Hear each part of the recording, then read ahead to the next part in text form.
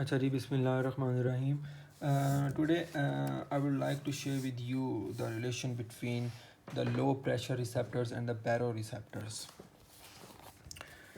सबसे पहले मैं यहाँ पर लिख देता हूँ बैरो रिसेप्टर्स। आपको ये तो पता ही होगा ना कि एओर्टिक रिसेप्टर्स होते हैं और जो कैरोटिड साइनस होती हैं और एओर्टिक साइनसिस होते हैं, वो तो पता ही होगा साइनस।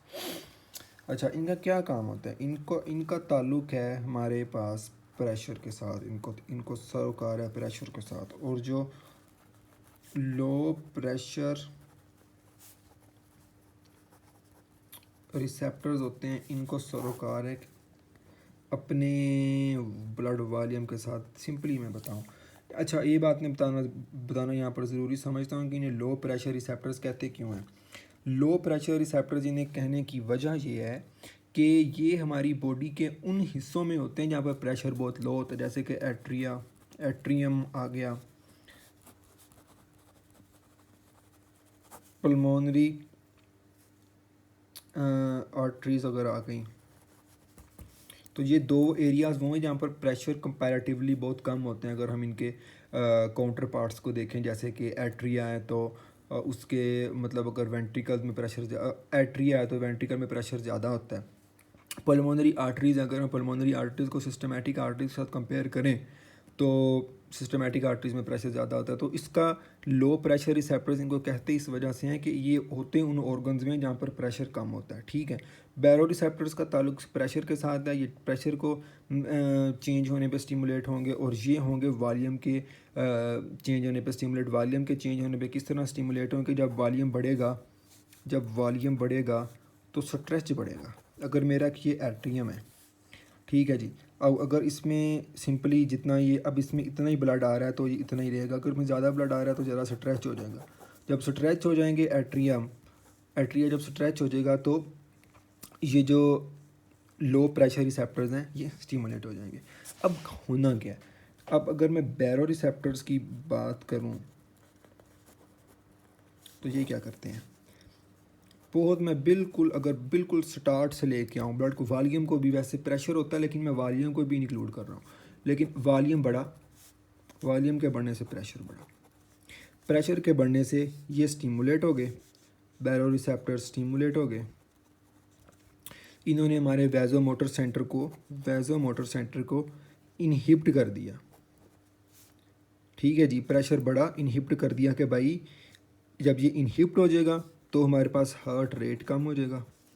ठीक है जी, हार्ट रेट कम हो जाएगा और हमारे पास वैज़ो डायलेशन हो जाएगी। ये होगा रिस्पॉन्स। और जो लो प्रेशर रिसेप्टर्स हैं इनका क्या सीन होगा?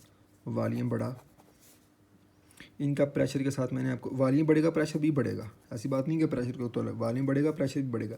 लेकिन क्योंकि इनको स्टिमुलाई, ये कब स्टिमुलेट होते हैं?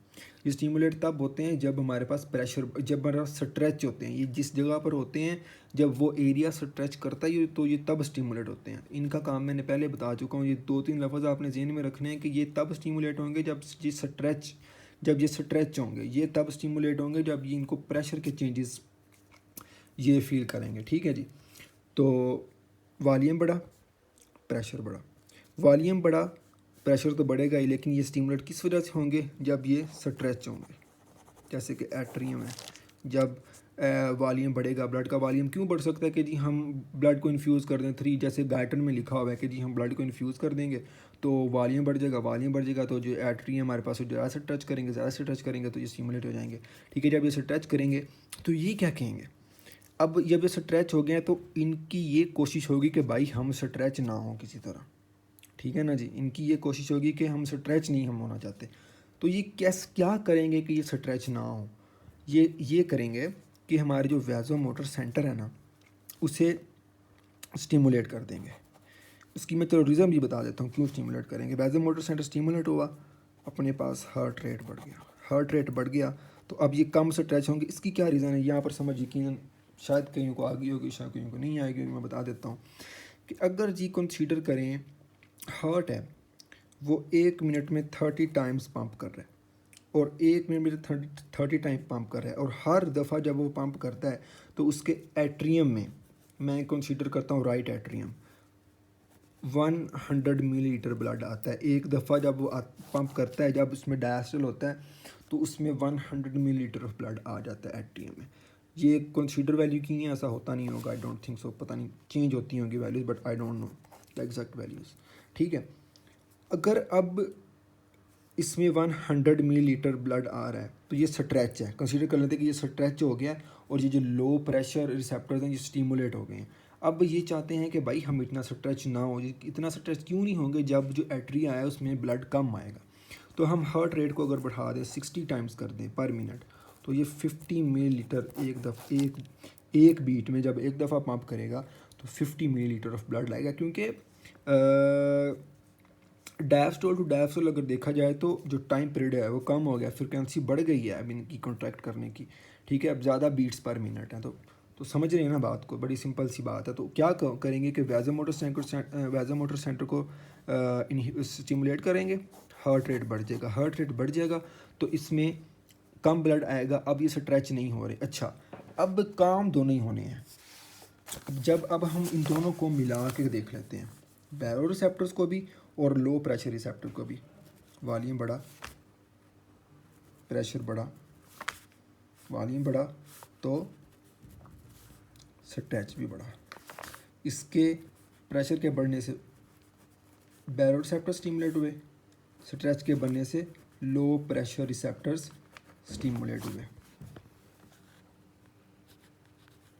इन्होंने क्या किया, बैरो रिसेप्टर्स ने प्रेशर बढ़ा, वैज़ोमोटर सेंटर को इनहिबिट कर दिया। लो प्रेशर रिसेप्टर्स ने जब ये स्टिमुलेट हुए तो इन्हों का काम है कि इन्होंने वैज़ोमोटर सेंटर को स्टिमुलेट कर दिया। पहले सारी बात ये मैं बता चुका हूँ। ठीक है, अब क्या होगा, दोनों एक दूसरे के उल्टे एंटागोनिस्ट हैं ना, सिंपल वर्ड। होगा क्या, जब ये दोनों काम इकट्ठे कर रहे होंगे ना, तो जो सिंपल सी बात है कि जो एवरेज आएगी ना वही काम होगा।